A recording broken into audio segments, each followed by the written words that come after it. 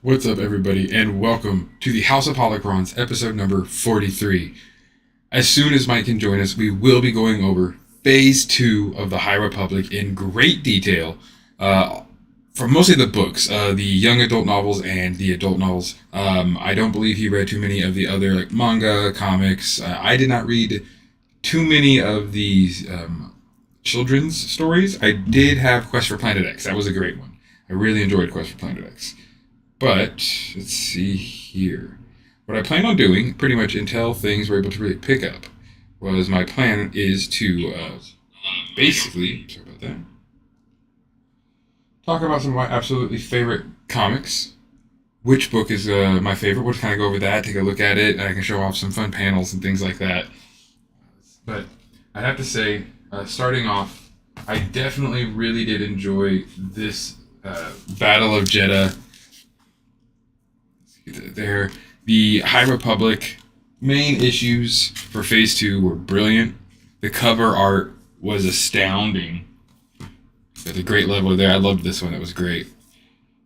So many super vibrant and super colorful things.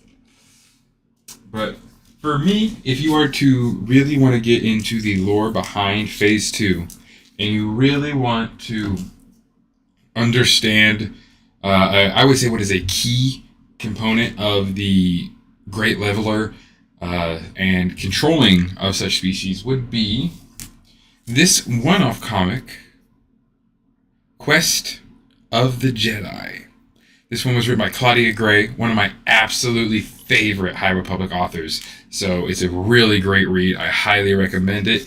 And this one actually covers the creation, or what I would assume is the creations of the crystals that then will be turned into the Jedi artifacts that are the Rod of Seasons and the Rod of Daybreak. Those two, of course, objects being the things that control the leveler and make it to where whoever holds the combined scepters can pretty much have the leveler do absolutely anything they want. Their ultimate bidding.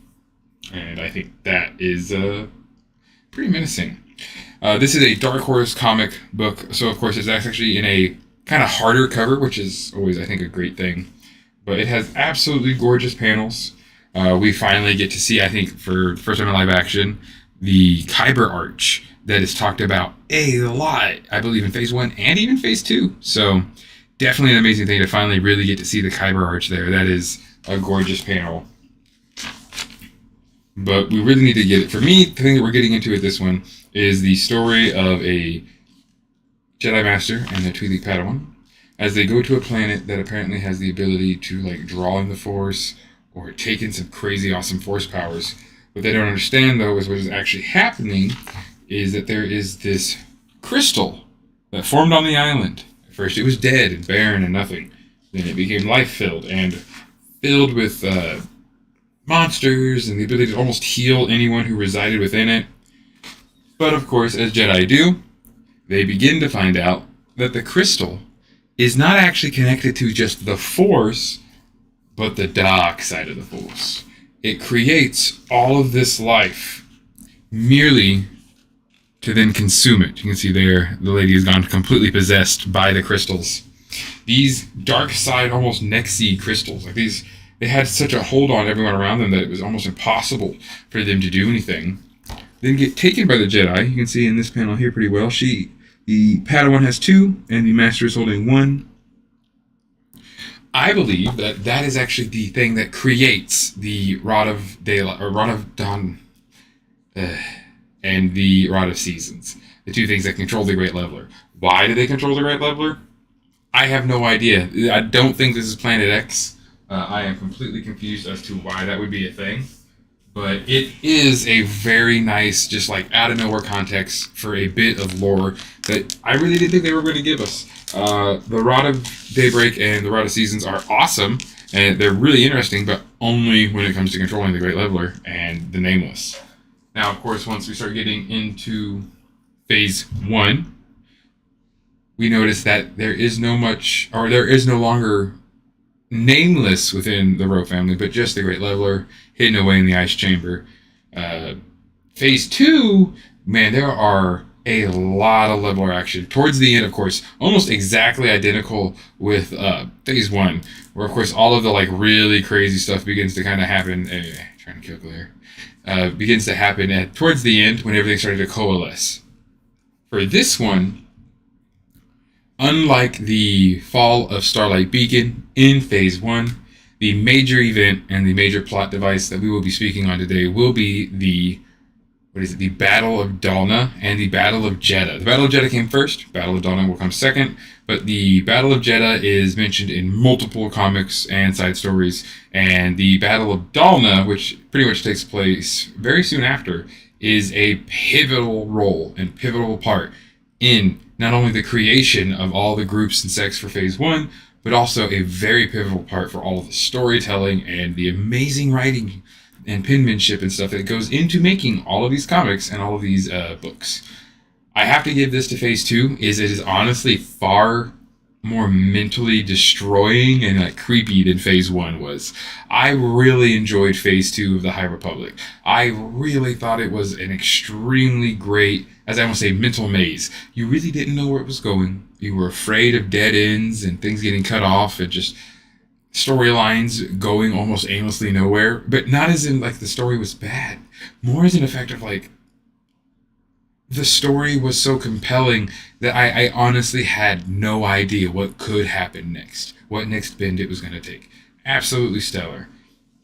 Mike should be joining us soon, I believe very soon. He should be getting home within the next little bit here, and then we can make sure to definitely dive in fully and have a great rest of our podcast so that we can cover all of the amazing things that happened in phase 2. Covering, though, a bit more about the comics, you do get to see her in Path of Vengeance. So another reason, again, I would highly recommend comics, guys, is you get far more backstory on, like, Maddie, Mathea. So there is a lot of that to think about. Another reason why I've always said comics are a pivotal part of the High Republic. And speak of the dog, and he shall appear. Hello, my friend. Bam, bam. Let's get that back down to there. Hey, hey. All right, guys. So, we will put away the panels in the comics. I don't know if I had told you about this comic in particular, Mike. This one here, Quest of the Jedi.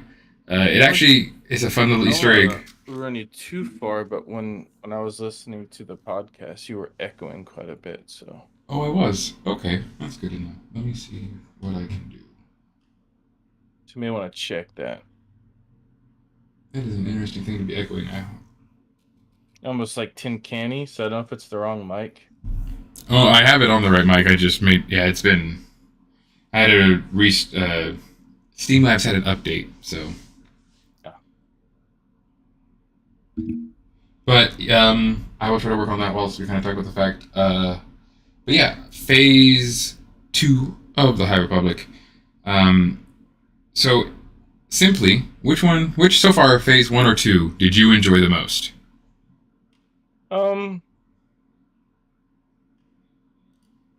I still liked phase 1 better. I think I like the timeline better.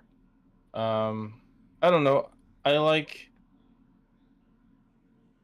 like the path as much as a villain. I know they're technically not supposed to be like a full villain, but they kind of are. They play the role of the villain. Right. I mean, the Jedi themselves are kind of the same in a way. There's they're different characters, but they're written really similar. The Jedi Order hasn't changed much. Right. If anything, I feel like they've gotten even more arrogant as time has gone. But, yeah. But yeah, I still think I like the phase 1 seems a little more classic. It feels more akin to Star Wars, but yet feeling unique enough to be its own timeline with everything. Which I think is a good thing that phase 3 will be returning to that. And we'll be getting back into the phase 1 storyline and the phase 1 characters that have already been set up, so it'll be far easier to dive into. I would say with this one, I almost felt like phase 2, as much as it interweaves like phase 1 did, the penultimate thing that was before we get too into it, the Battle of Dalna didn't seem as penultimate as the Fall of Starlight Beacon. No, it really felt like they were trying the hardest to set up the origin of Marchion Ro Mm-hmm. in the end. That was like, oh, that's the big end. And it's like it's kind of expected. Even the twist at the end is not really much of a twist. Mm-hmm. It's like, oh, I didn't see it coming, but it didn't really change anything. Right, we know The where only things are gonna major go. twist we saw, speaking of, is the sisters. I Yeah. think that's the only real twist that we saw. But that's like, we knew the direction the story's going, but the revelation of that twist, especially since the counterpart to that twist, Mm-hmm. wasn't like the character wasn't added to the last book, so it's not like it'd be better if they introduced her earlier on, Yeah. and then you belt that character up, and you're like, oh, I didn't see that, and instead of doing it at the very end, so it's like, oh yeah, and there's also this twist, surprise, but it's like, okay, Well, and but sadly, again, I know that not everyone reads comics, but in these, they actually do set up a little bit more background where Olivia meets the mother. Sorry, spoilers. Big spoiler there. but even them being sisters, though, Yeah. it really, it's not like, it's like, okay, they're sisters, If you and read the comics, you know, because she literally sees her during the Battle of Jeddah and goes, wait a minute, why does that face feel familiar? And then, like, within the Force, she looks at her and sees herself. yeah, well, I think she mentions it in that book that Yeah. she's like, I thought I felt a familiar presence on Yeah. Jeddah. So, But it, well, it yeah, but it's just like, it's not like, oh, cool, like that's neat, but like I said, it doesn't really affect yeah, anything. to me, the big thing in Phase 2 that made it awesome was this one was just more like crazy character like arcs and dives and valleys, especially between like Yana and Marta. Marta during Path of Vengeance just literally like losing her marbles half the time. Um, Well, yeah, they and did bring up yeah, a couple of characters. I will say that the you could tell the writing kind of progressed mm-hmm. into phase two. Like like the writers have kind of gotten a feel for what they're writing, but I think they get more distracted with like setup. If that makes sense. You know, just to quickly say this, I got a little distracted and confused multiple times during the ends of like Path of Vengeance and Cataclysm or Catalyst. Cataclysm, Oh yeah, yeah, Cataclysm. yeah. Just They kind of because so many people are there. There's so well, many things going. And like, how are you there? Why are you there? Why are you all there? and I think I mentioned that with you that Cataclysm Path of Vengeance, there are some continuity issues. There's minor things here and there that Mm-hmm. like something happened. It's like for instance, we get in Cataclysm, um, with all the random groups showing up near the end of the big battle on as it escalates. Just some random different. They have their own reasons, but we also with the um Path of Vengeance, now we have the Jedi Council randomly showing up. Mm-hmm. But why didn't Yoda know about this? Why wasn't because Yoda's like, yeah, no, don't go out there. We don't need you to go out there. We don't. But also the Jedi Council's going. It's Right. like Yeah, Yoda said we're not going, and then other Jedi Council members were like, "Hey, we're here." but it's like not just one member there. It's Yeah. like multiple, and it's like a big statement. And it's like, why didn't I don't know. It felt there were some continuity issues with that, Mm-hmm. but none of them were. I think that was one of the only major ones that I noticed was the council members showing up. Yeah. There were some other minor ones, and like I was telling you, the way I was equating to it was kind of Marta. Marta, that's the Marta is the guide of the path. yeah, Yana was yeah. the child. Marta. I was equating it more to Marta's point of view Mm-hmm. Oh, in a especially Path way. of Vengeance. Because you especially because it's almost there's almost points where it's kind of whimsical in a way because I Mm-hmm. think it's kind of the young adult novel version of it, Yeah. but yeah, I was just the way that if I were to help somebody understand it, because when you finish Cataclysm and you go to Path of Vengeance, it kind of confuses you a bit Mm-hmm. Because it's like, where does it take place at the same time as it's taking place during Cataclysm? Because it takes you a second to realize that it's going back in time and then catching up. Yeah. Well, and then you have the Battle of Jeddah audio drama, which then directly leads into Creighton's son and Ada Forte going to Dalna, and that doesn't end well for them. So it's like there's a lot of times where like, wait, why are they already on their way when nobody else had community? It's like everyone just somehow like mysteriously timey-wimeyed into the Battle of Dalna. But I feel like with this one, it was definitely more of like Marta's point of view. It was more of like a Ro point of view, of the past point of view, because the Jedi were amazing. I love Olivia. I love Mathea. Mathea's like my new favorite Padawan. Yeah, but the Jedi point of view wasn't very. The only Jedi point of view that I really enjoyed was in Cataclysm. He got better with the Jedi in Cataclysm than he did in Path of Vengeance. Yeah. A lot of that has to do with the meme character I liked a lot better in Phase 2, which is the youngling. Yeah. Yaddle's little trusty. Yeah, it was pretty funny. Well, I honestly really enjoyed, like, it was weird how like the love romance stuff between like Ziri and Fontu, and then we had all the super loved drama between Axel Greylark and Axel. Yeah, Axel and I forgot her name. That's right here. But I hate Axel. I'm just gonna say it right now. I can't stand Axel Greylark. I don't know why anyone likes him. I'm like he's a good written character. Yeah. And then other points I'm like, why? This makes no sense. I can't stand him. The fact that he tries to embody chaos is so cheesy and cliche. Okay, Gelanatai. Yes, I like Gelanatai, but he's a playboy. He's a chancellor's son that is so spoiled, but he thinks he's like the literal physical embodiment of chaos. Mm-hmm. It's so dumb. He's an edgelord. He's just a rich edgelord. I like how he literally almost kills off an entire city. Yep. There's like a diplomatic terrorist act, and people are already starting to forgive him. Yeah. Even without the help of the mother that she said she was going to help.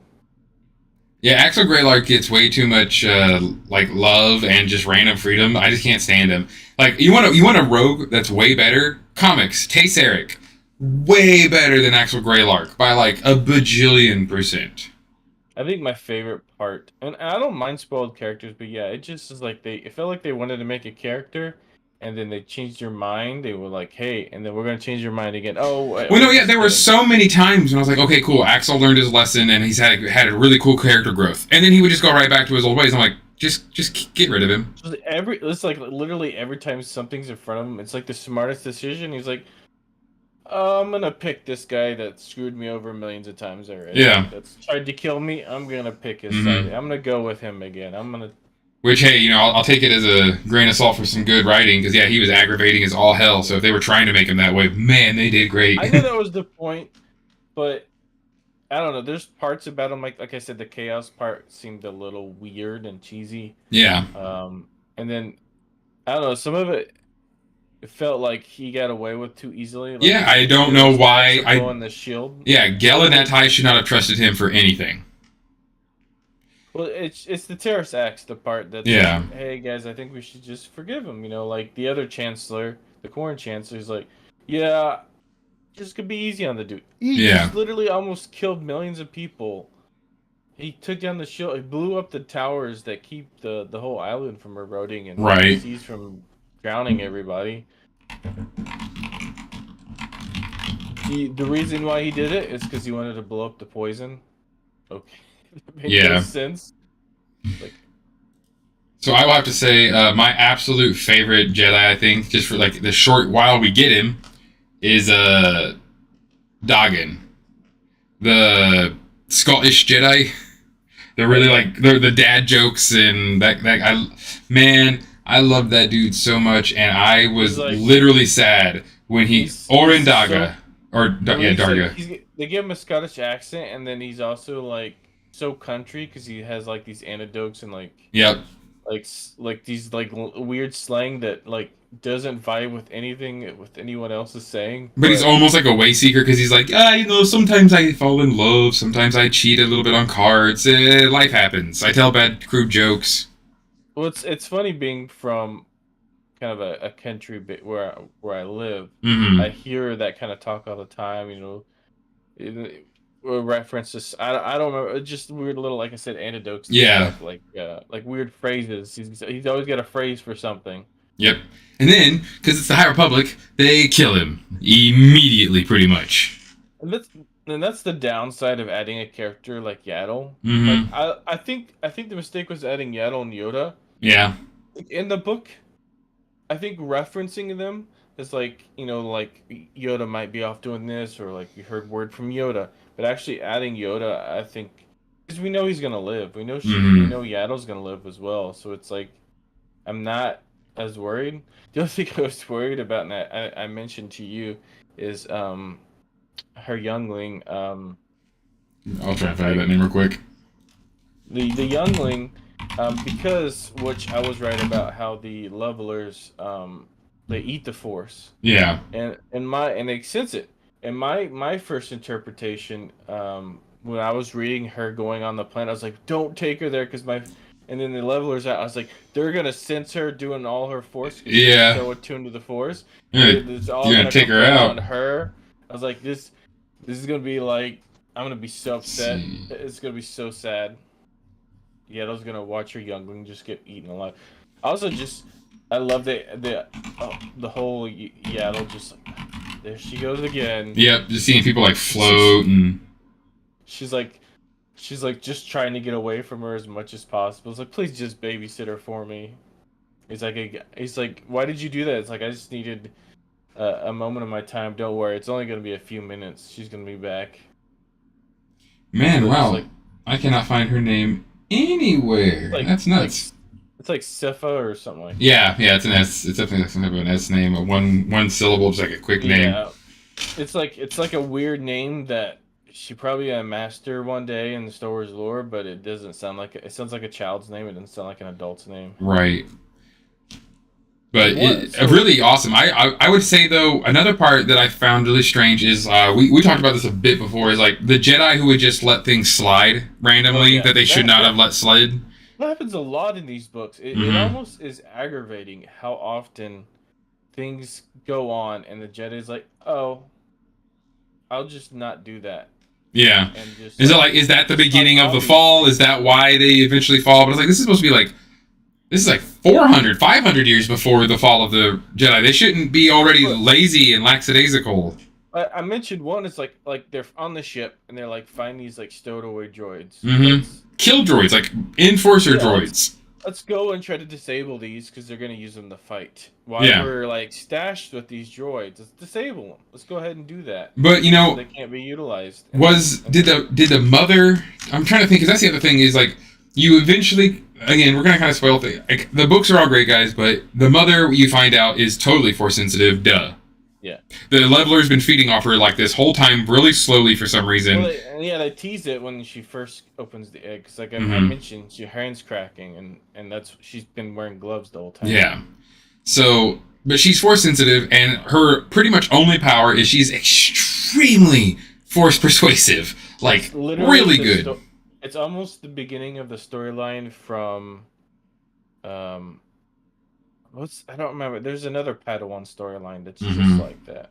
Yeah. Um, Well, I know there was one that recently just happened in the Old Republic MMORPG had one a lot like that too. yeah, And that one's similar as well. yeah. They had the twins. Yep, and the female got taken, but it's like one's kind of force sensitive, the other not so much. So they took Olivia and left the mother, and she became nuts because of it. Literally, all this stuff is going on literally because She's is jealous. upset that she didn't get taken to be a Jedi. She committed so many atrocities, killed Yep. so many Jedis, took over a cult, and made it even more of a cult. And she doesn't even believe the whole Force. I think near the end, she's so brainwashed herself that she almost starts to believe it. Yeah. But that's the one thing I knew, which you already knew because you read it. But I was like, it's so obvious that she's using the Force to control people. Right. And then, yeah, when it all comes out, everyone's like, immediately turns on her and is able to, like, fix it out. But it's just like, but, like, not a single, like, how powerful does she have to be for not a single other Jedi to have been like, no, you're not going to tell me that you're just going to be okay. The fact that the other thing the Jedi never looked at is how quickly that cult grew. Yeah. With the number and how devoted those people were, without thinking there's kind of some kind of shenanigans going on. Right. There's something in the water. A Force-related cult with numbers that literally grew overnight. It's like you blink and they've they've grown in tenfold. They're on every planet. There's so many of them. And there's a lot of supporters, and we don't think there's any kind of shenanigans. And they're highly connected to artifact thievery. Yes, yeah, and they've shown that they don't play well multiple times. People disappear on the planet. Right. Yeah. Whoa, two Jedis disappeared. We're just gonna send another Jedi to investigate.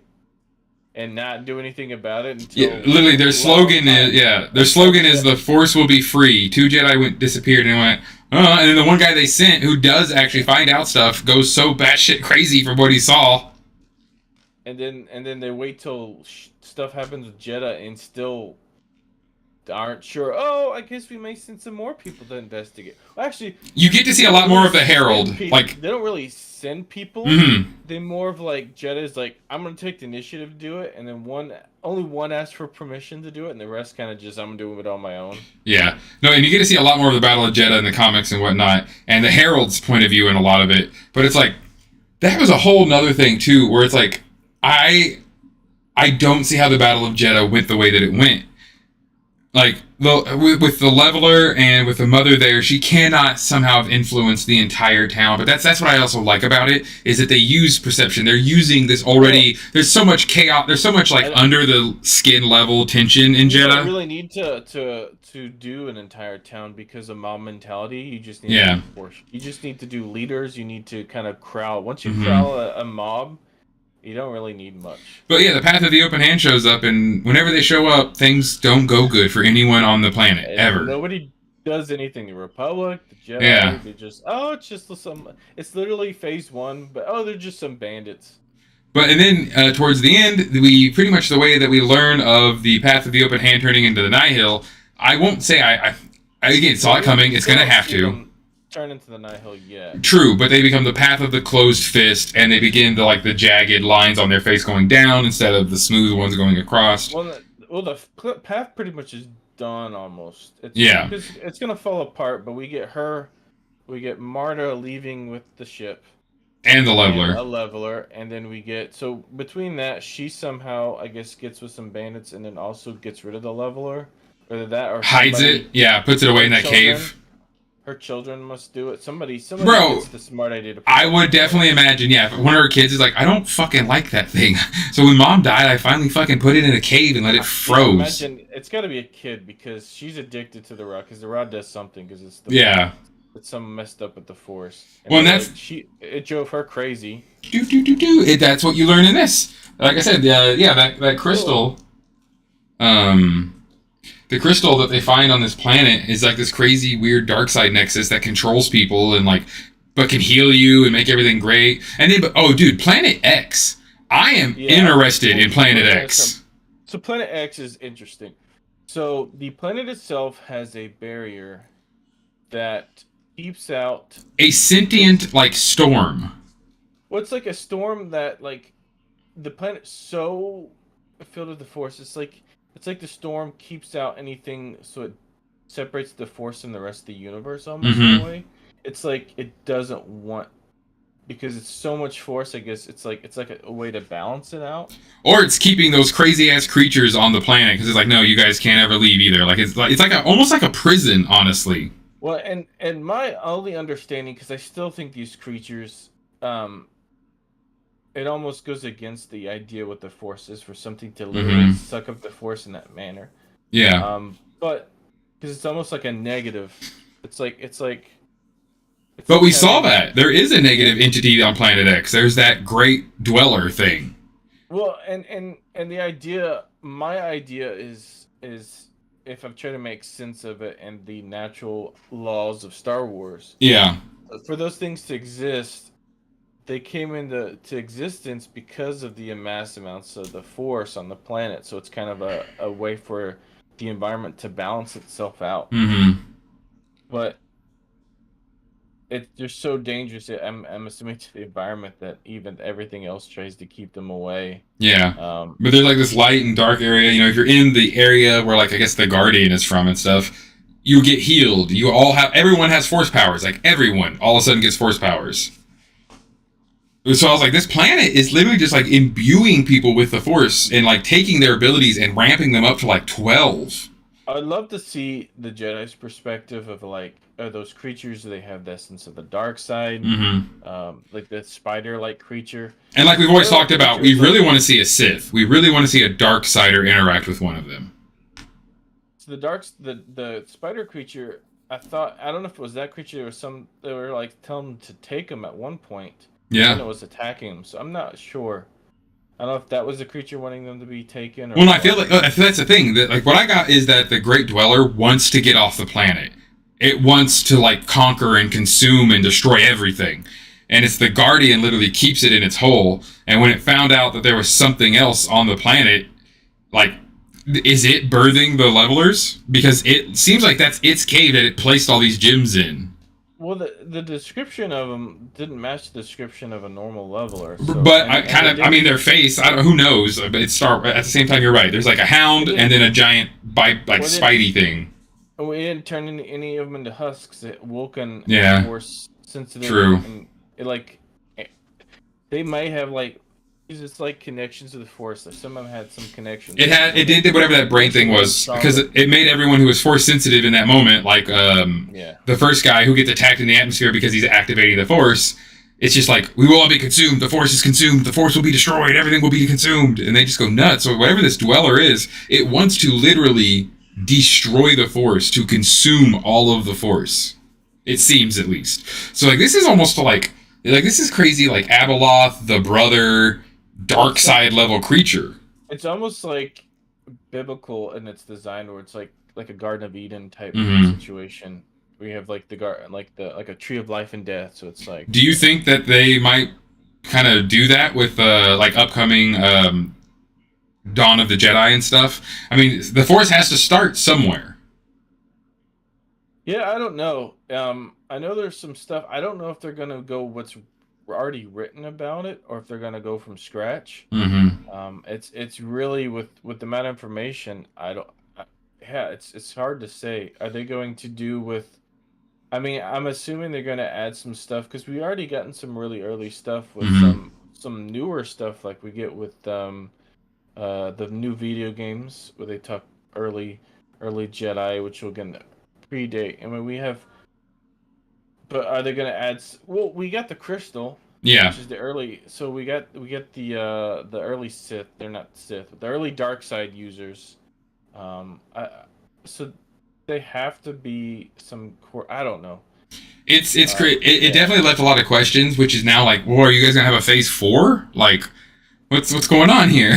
But and my so when we get into phase 3, we're getting closer to. 100 years is still a long time, but it's not. Right. And so my big question is, even in phase 1, we still should have Sith somewhere. Plagueis should be, if he's not around yet, he should be around soon. Yeah, I mean, his master should be around for sure. Right, we exactly. don't have much on his master. We just got a name based on the book, but his master should be around at this time currently. Right. We have Darth Tenebrous. That's all we know. But in Legends, he is a Bith, which is kind of cool, but.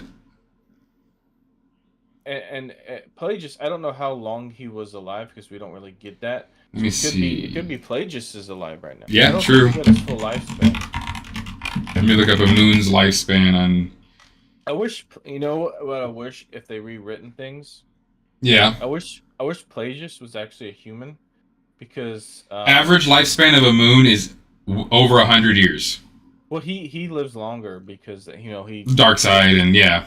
So That was the whole thing, though. Is he was researching how to live forever. Yeah. That's what he told Anakin. Him and Tenebris, but I know for certain that Pelagius should be alive then in Phase 3. But I wish he was a human instead of a moon, because our favorite dark side user in Phase 1, it'd be cool if he changed his name to Pelagius. Oh yeah. Cool connection. I know it's you're getting too close, but I think that'd be hilarious. Yeah. He starts being called Pelagius now, or I'm gonna be Darth Plagueis. He goes full dark side. But, yeah. We get to learn how Marchion Ro gets his lightsaber, which again was another weird love story. Apparently, I don't know if it's just like, I wonder if it's an Evrini thing or just those cousins, because Yana was haunted by her dead girlfriend for multiple books, and Marta was haunted by Kevmo Zink and his dead Jedi-ness for multiple books. And like, I honestly, though, I'm going to say it again. I think Path of Vengeance and Path of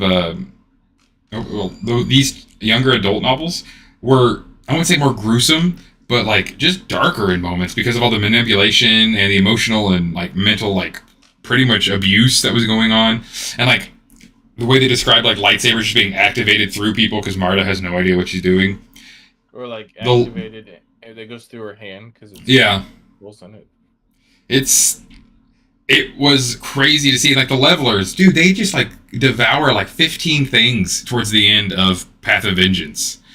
But if we do get Marchion Ro, if we do get Pelagius in Phase 3, the way I would like to see it that would fit canonically, in my opinion, would be if he would be a contact with Marchion Ro. Mm-hmm. I think he would be more of a sideline because Pelagius doesn't make a major galaxy affecting role. Yeah, he's like a small benefactor in the shadows. I bet he was planning on it, but his career got ended by his apprentice because of the rule of 2. Because we got to see that. I mean, that'd be pretty cool to see if Pelagius was trying to use the Nihil to begin his to test the waters of the Republic and see if he could like really go after them yet. I mean, if he was gonna do anything, the perfect time for why the Republic is being in conflict right now, where it's already been weakened. Well, that would make perfect sense for him too, is to weaken the Republic so that he can become more influential to senators, influential to things, because that's the whole point. He just sets up all this stuff for Sidious to just take over and knock over the dominoes. Well, and the thing is weird is I know you told me that things would make sense, but still there's that gap there from Marchion to hate the Jedi. It still doesn't necessarily align. Because by the time, because there's several... Well, you know that Marta hates the Jedi. Yeah, Marta hates the shit out of the Jedi. But why would several generations, unless he's just been told stories? Yeah, I don't know. exactly. To him, it seems more personal is what I'm saying. And so, I'm wondering if... I don't know if there's more to it. We still got to see more with the whole... what's her... The Tekka. Oh, yeah. When she gets her whole effect where she can see new paths. Yep. It's funny how the path changes from just being a cult to having literal new paths through hyperspace. To hyperspace. Yeah, Mara Santeca, I believe, but that was an amazing thing. But I know that I'm very I'd like to see her story sometime. And she's supposed to be extremely old. So, another one that could be between Phase 2 to Phase 1, maybe like a nice little middle story, but... Would she, like, hyperspace jump through Planet X? Right. Is that what gave her all these powers? Because that's my other thing, too, is, like, I know a lot of people might not want the Sith to be behind the Nihil or want the Sith involved, but, like, who else is the number one enemy of the Jedi and the Republic? Like, that's the whole point of the Sith, is to destroy the Republic and the Jedi and conquer the Force. Even if they're not originally behind it, I can't see how a Sith presence that for sure has to exist right now because of time. They wouldn't take this chance to this. There's so much anti-Jedi going on. Right. Why wouldn't they benefit from this? It's like there's a new weapon out coming that can kill the Jedi. Like, I mean, I would honestly love it if we do get the Sith just going this in the back, or like you're just drooling, like it's literally right. Like, I think it'd be really cool though. I like this idea though of like Pelagius being in Phase 3, and like not a lot, just like literally like a blurb towards like the end of the books, the books and Marchion stuff. meets a dark figure. Right. The leveler shows up, hungry, and all of a sudden whimpers behind. It's just Right, like just like I'm so down for that idea where yeah, exactly. And like he uses the leveler, he's like, good, you fed it enough. Now I can use it to try and sample its powers. Maybe it's collected enough to make me immortal now. Because I mean that's the spider creature is its kind of mother. Yeah. Figure, and it uses the dark side. Mm-hmm. And so it's kind of like Nihilus. Was it Nihilus that fed on the Force? Yeah, Nihilus fed on. Yeah. That aspect. It's so like literally it'll sense the dark side coming from play, just like, oh, it's my mother, and then it's like doesn't need the rod for him. Right, exactly. He can just control it because it senses this evil, super dark side presence. And that, which would make sense. That's exactly like they would make sense. I mean, that would also then lead the Sith to be like, I need to go challenge this thing and kill it and like meditate, build like some Sith temple there. Maybe Planet X is one of the last undiscovered Sith temples, or like something crazy like that.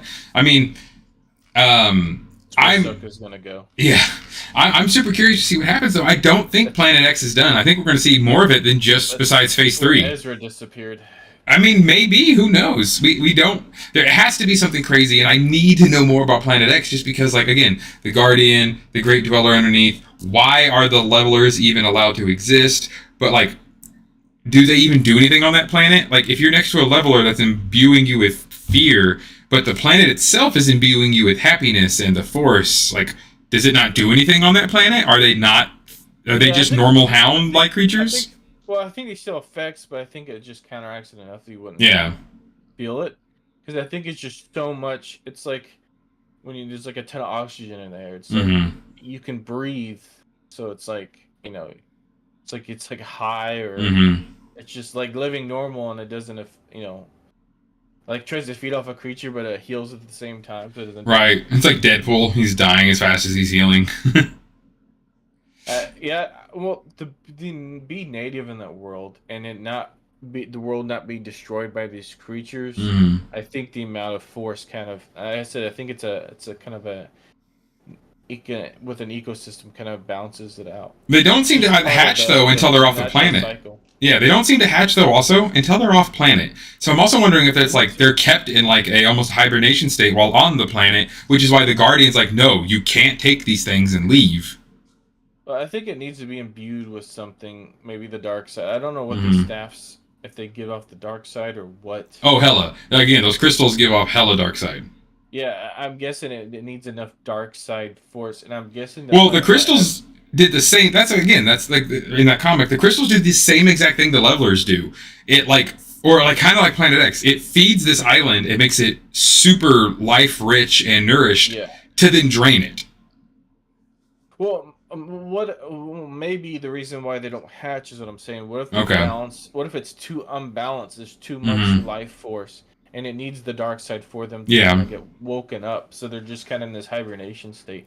Until they get because maybe it's like a natural thing. Like I said, their mother may give off the dark side. It's to communicate.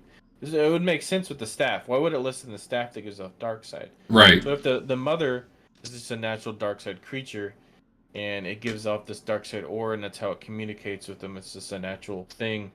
And since it doesn't sense their mother, they go in this like natural hibernation state until the chicken sits on the eggs. Right. Well, because that's the thing. Like the mother was pouring energy into that egg the whole time she had it, just like holding it and just like it was talking to her. Definitely, like it was definitely in her head somehow.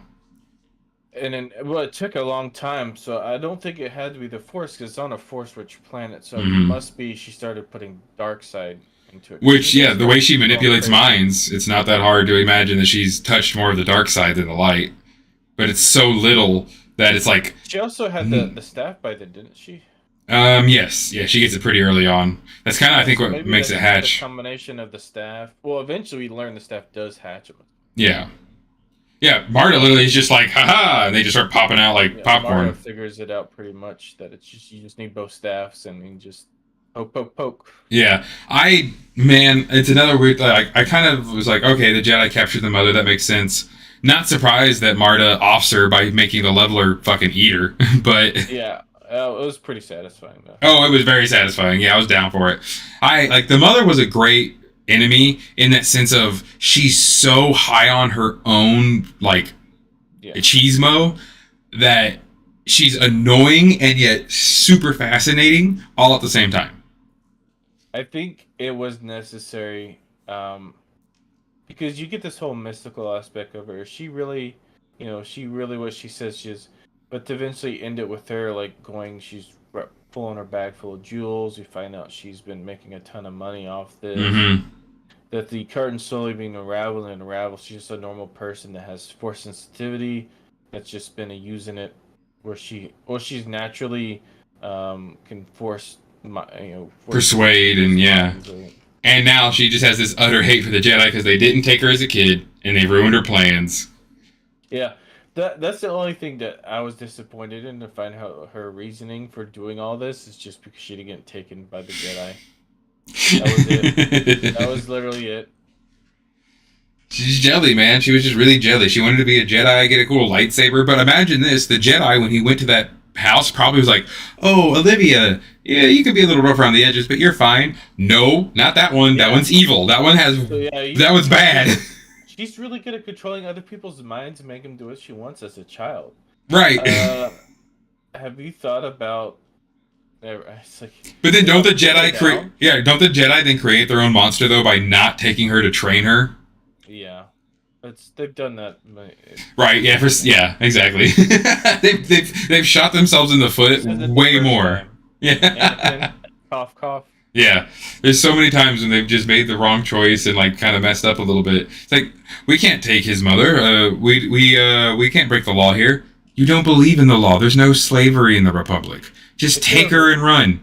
They could have released. He didn't have to stay with her. They could have taken her, left her, given her house in Coruscant, or taken her, anywhere else. Put her on Alderaan. You would have saved the entire planet. Right. Literally. Exactly. He never allowed.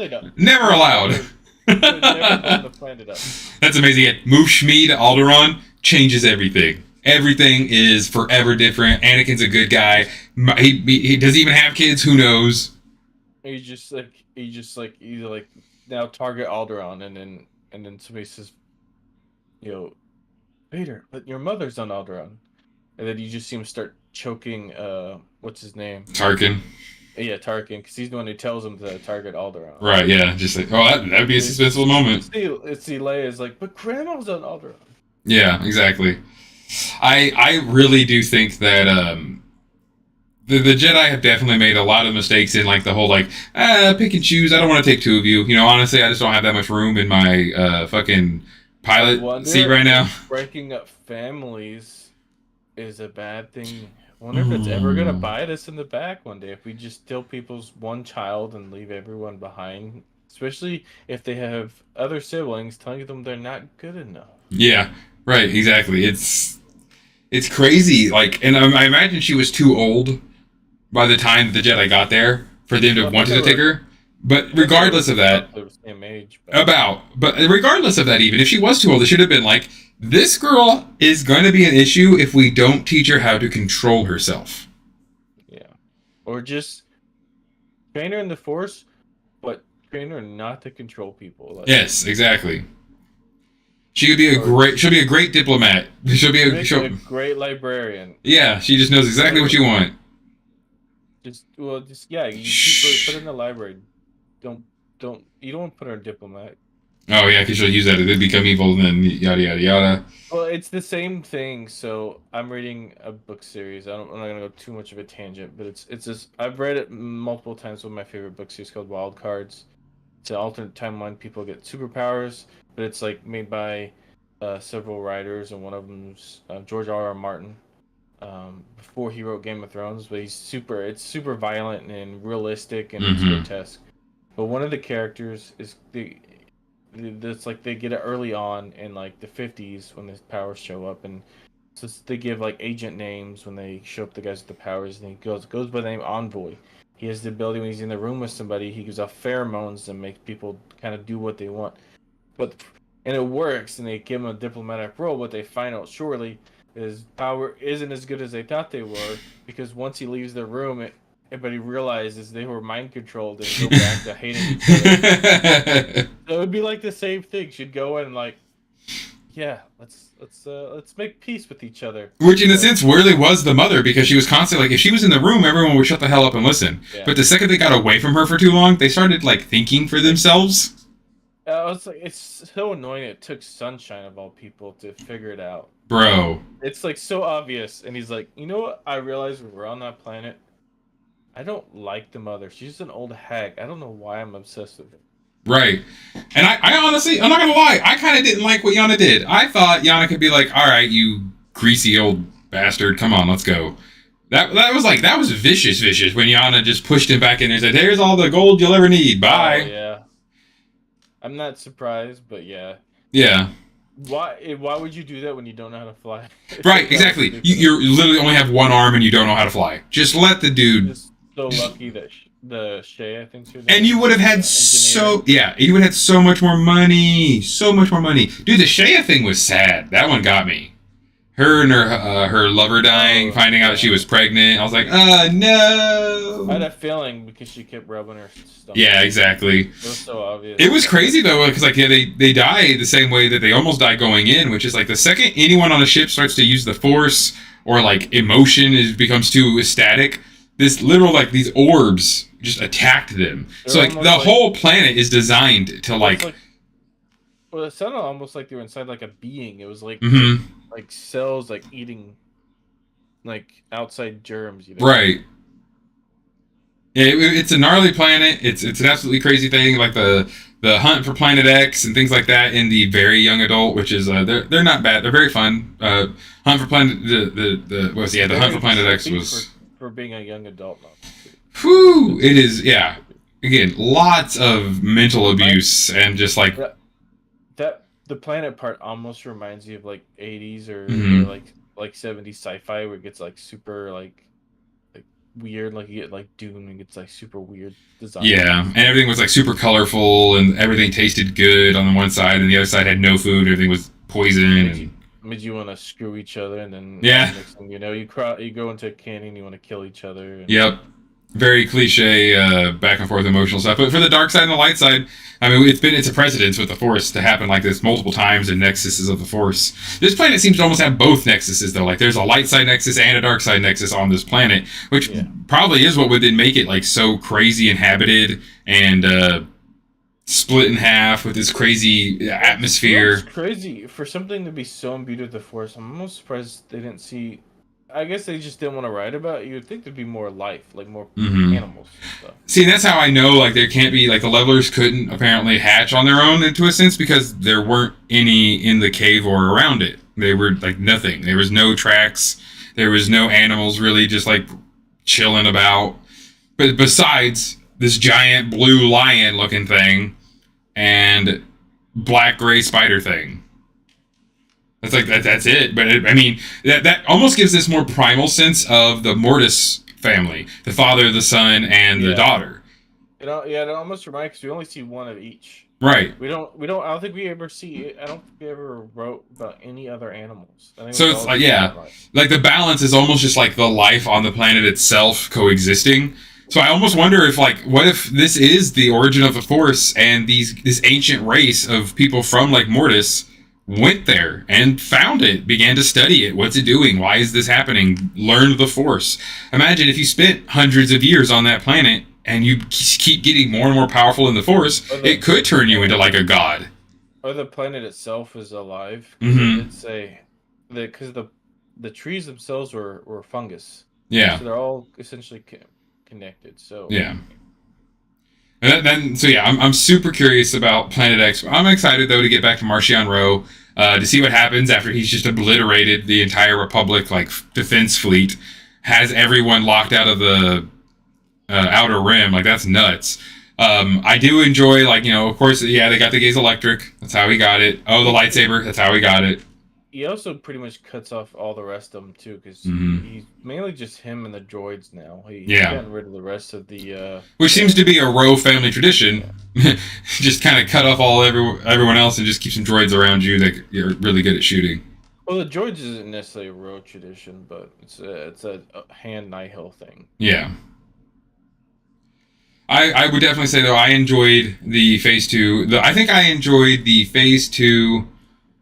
The Phase Two comics I like better than Phase One, and the Phase Two books all around I think I enjoyed more as a reader. But I did like the story of Phase One a little bit more with Marchion Ro, Starlight Beacon, the Drangear, which could have been so much more, but maybe it will be. I think in Phase 2, my favorite character, though, if I go out of meme, I think my favorite one is the princess. I don't remember her name right now. Oh, Ziri. Yeah, Princess Ziri. I think she's my favorite of the whole. Yeah, she's awesome. I would say my favorite is definitely Mathea, but that's again from the comic books. I love Padawan Mathea Cathli, who definitely deserves to be a fucking Jedi Knight by the end of the Battle of Dalna, with all the stuff she went through. Well, it's like Zero almost single-handedly like stops this forever war. Mm-hmm. I know it was supposed to be a two-person thing, but Fontu was kind of useless. Like he tried, but man, he was just never in the right place at the right time. She came up with the idea. She did a lot of the work. Mm-hmm. She put her life on the line multiple times. She went on diplomatic mission by herself. Yeah. Fontu just annoyingly followed along. Yeah.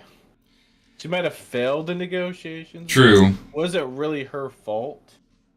Well, the whole Battle of Jeddah too. That was a whole crazy plot line that just was like, dang, like everything's going nuts. Like, and it's almost as if all of it, the whole Battle of Jeddah, was literally just for the Herald to go steal the Rod of Daylight or Daybreak that he knew was hidden in Jeddah by the Jedi. Yeah, I felt like the characters from Phase 1 are kind of more iconic. Mm-hmm. And some of them more likable. Yeah. But I didn't hate. I'm not saying I hate Phase 2. Right. I said I think my favorite storyline is the two planets. I think. Oh, Iron Man, Arano. I think they're one of my favorite storylines. I don't know. The cult thing is just kind of weird. There's parts that are cool. It's just weird. It's different. It's not, I don't hate it, but I also don't love it. I didn't see enough of Jeddah to really say that I love that part because it was not much in the novels. Right, that's pretty much again comics and then the one audio drama. So yeah, I would say if I had to compare the two, I think I like Phase 1 better still. Mm-hmm. It's just the Nihil, I think are a better villain. We could see them being more villains more anyways, but yeah, it's just I think they're more interesting. The cult is like it's different, and I like having a cult enemy, but I don't know, the Nihil just they're different, but they fit, and there's so many things that they do that we haven't seen before. Well, it really wasn't until the very end of Path of Vengeance that the Path even becomes really an enemy. Everything else is just subterfuge and pointing in the wrong direction and then using the leveler to do all the work. But yeah, then it's finally like they're just like get all stirred up into a crazy rage and start slaying Jedi. Like with the stormtroopers and the droids, it's like you get this iconic look. You know who they are, and it's like with the Path, it's just they're like cultists in cheap robes. But it almost is a good. Nihil, yeah, I like it because it's almost muted.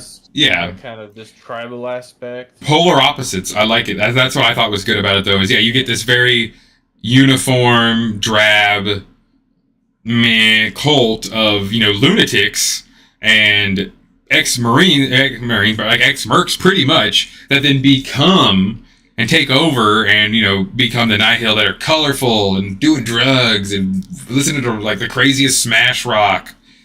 Yeah, I don't think any of the Path will become Nihil.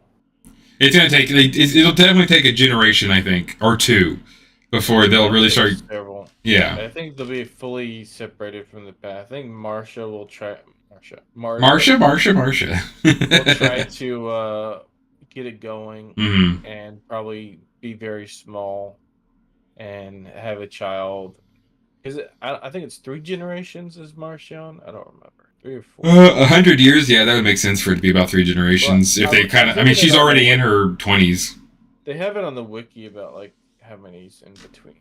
Yeah, but there's not much. So, like you said, 100 years isn't. It's enough time for things to really change. I mean, 1923 to 2023, but at the same time, society and like the generality of like what's happening within a group or a faction shouldn't shift too crazy.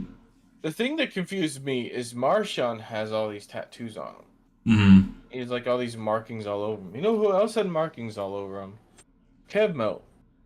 I thought that's the whole point of them having Kevmo and her fall in love, is because eventually they're gonna have a child and they're gonna take his traditions of Pantoran, the Pantoran tattoos.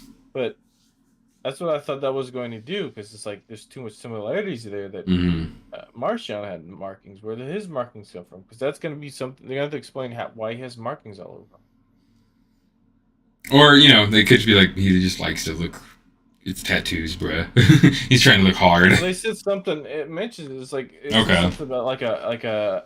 I remember it saying something about a marking of his like where he's from or something. Mm-hmm. I gotta find the line again, which I probably there's a few races that do markings and tattoos, but it sure as hell isn't a Dathomirian. It might be like a Miralan or a. But it almost seemed like there's like the way it was described. Almost to me, it sounded like a map. Oh man, that'd be dope. Because that's the other thing too, is like he has to have something else up his sleeve. Because there's no way his trump card was already shown in phase 1, so there's no way he doesn't have something else in the back for phase 3. Well, the only thing we know is he says he knows where to get more. So yeah, he's gonna get. We're going back to Planet X. Oh yeah, which he's already done. He did it in the comics. That's how he like takes like the. It's not just the level. Yeah, it's not just the leveler on Starlight Beacon. It's a few nameless. Yeah, that is true. You're right. So yeah, he's gone to Planet X. In the comics, it's the Eye of the Storm comic. Okay. Did anything interesting happen when he went? So it's the same thing. They have to fight through this crazy storm to get to the planet. They don't mention force-absorbing cellular ball things, but when they get to the planet, and now that you mention, actually, there's a lot of apparently creatures on the planet, because when they land on the planet, they're killing like countless things that are trying to kill them. So I'm wondering if the path going to that planet and setting off the Dweller versus the Guardian made the planet worse. Because the Guardian probably dies from the fall, and the Guardian pretty much kills the spidery creature. Yeah, so now the levelers are just free. So, well, the creatures that were on the planet, were they like evil, or they like? Yeah, they were just very vicious. It was it was teeming with life. Like the plants wanted to kill you, the animals wanted to kill you. Like, but they don't go super into detail, so maybe they only landed on the bad side. Well, it wasn't like it wasn't. Well, even when they went to the bad side on Planet X and the phase 2, didn't really try to kill him except for the one creature. Right. So maybe they did disrupt with the giant creatures. Yeah. Destroying the apex creatures that are balancing out the planet. Right, which is exactly what happens. If you remove one populace of animals from any forest around here, the other animals go crazy. And, like, they don't know how to deal with the freedom. If it's a predator, then the prey will just begin to overpopulate to a point of almost like deforestation. It's crazy. That's the problem that we have with deer. Yeah, exactly. Deer versus wolves. It's because the natural predators for deer, due to man moving in, and things changing, have killed off wolves and similar. So deer's been able to run rampant, and it's just. Which maybe that's exactly what happens with Planet X. Is now all of a sudden the Guardian's gone, the Dweller's defeated, and the planet is thrown into chaos because its two like powerhouses, these two like anchors, are gone. Yeah, and I imagine that evolution happens a lot faster when you have that much force too. It almost felt like it almost seemed like time did go faster in almost a weird sense on that planet. Like it didn't feel like a full day had gone by, but they were just happily walking. They didn't mention that because they're like, oh yeah, that big giant tree that wasn't there when we last came or something. Yeah, it's like because he knocked over the deforestation, so things go faster. Yeah, there might even just be a time loop or like a time distortion on the planet.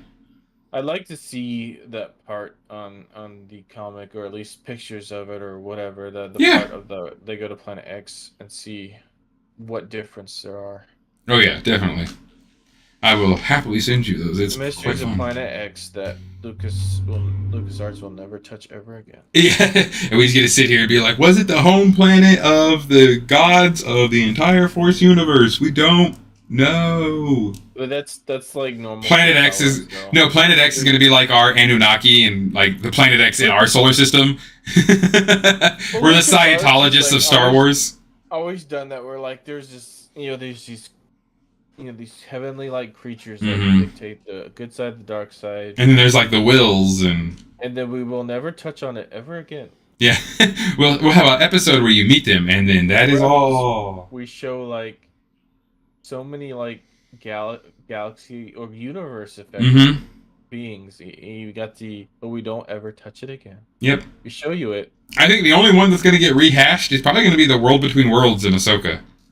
Oh, look, the Bendu there, these mystical creatures. Yeah. Never You'll again. never seen one. Yeah. They're so rare that you'll never hear about it ever again. Oh. Well, guys, thank you so much for stopping by this week. Again, Phase 2, what a wild ride. And Phase 3 is going to be so much crazier. So have an amazing rest of your weekend. In the comment section down below, make sure to put your thoughts on Phase 1 versus Phase 2, which one you like more, which one you... Or if you don't want to play it that way, just tell us a favorite moment from Phase 2. And be sure to come by again next week for the podcast. We'll definitely do some more videos, probably some videos covering Planet X now that we have so many fun theories about it. Have an amazing rest of the night. And as always, may the Force serve you well. May the Force be with you. And ride the storm! The Force will be free! Jedi Scott.